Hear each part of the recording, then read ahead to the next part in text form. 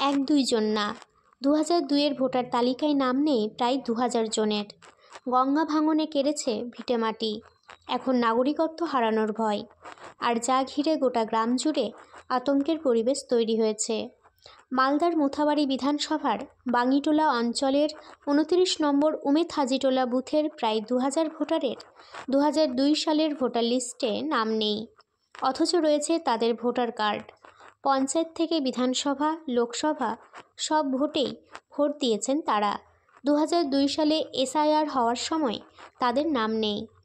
নতুন করে এসআইআর ঘোষণা হতে 2002 সালের ভোটার তালিকা খোঁজ করতেই চক্ষু চড়ক গাছ তাদের, নাম নেই তালিকায়। এই অবস্থায় কি করবেন, কোথায় যাবেন কিছুই বুঝে উঠতে পারছেন না তারা।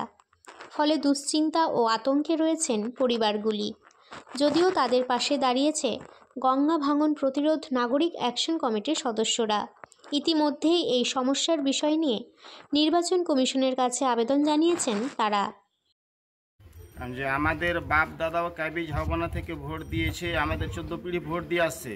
যদি আমাদের কাবিজ ঝাবনার মাটি থাকতো, আমরা কবর খুঁজে দেখাতে পারতাম যে আমার বাপের কবর কোথায় আছে, আমার দাদার কবর কোথায় আছে। ওখান থেকে নদীতে পড়ার পরে আসলাম আমরা বাঙ্গিটোলাতে এসে 9 গ্রামে আমরা বাড়ি করলাম। তারপরে চাঁইপাড়াতে আমরা ভোট দিলাম 2003-এ।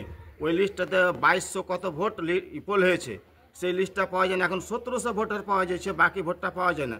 এখন আমরাকে বলছে তোমাদের ভোট নাই 2002-এ।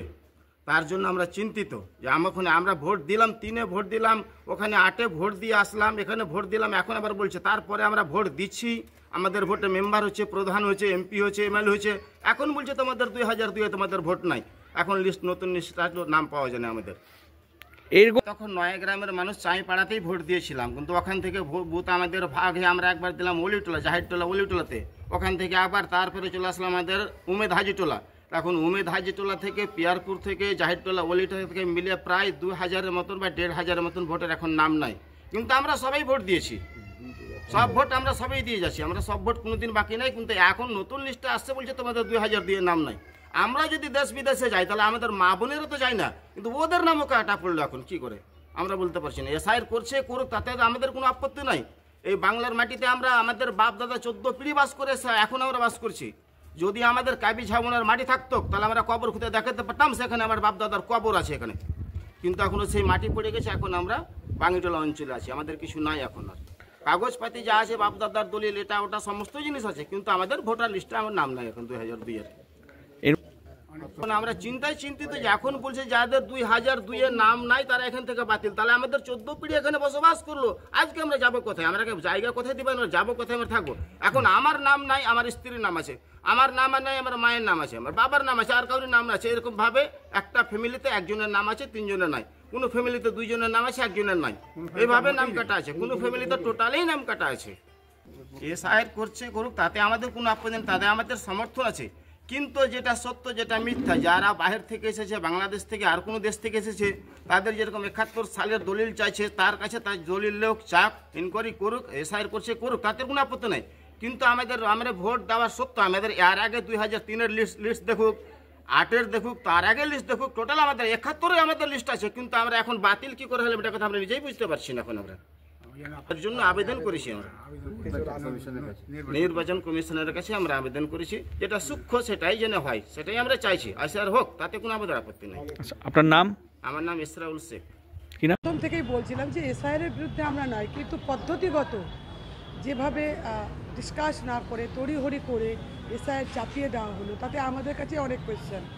এবং এটা ঠিকই আপনি বলেছেন, বাঙ্গিটোলার প্রায় 11টি বুথ এরকম রয়েছে যাদের কেবি ঝাউবনা একটা অঞ্চল ছিল আমার, যেটা ভাঙনে পুরো অঞ্চল চলে গেছে। এবং সেখানকার লোকজন বিভিন্ন বুথে গিয়ে, বিভিন্ন জায়গায় গিয়ে, বাঙ্গিটোলা, পঞ্চানন্দপুর এইসব জায়গায় গিয়ে তারা বসবাস করছে।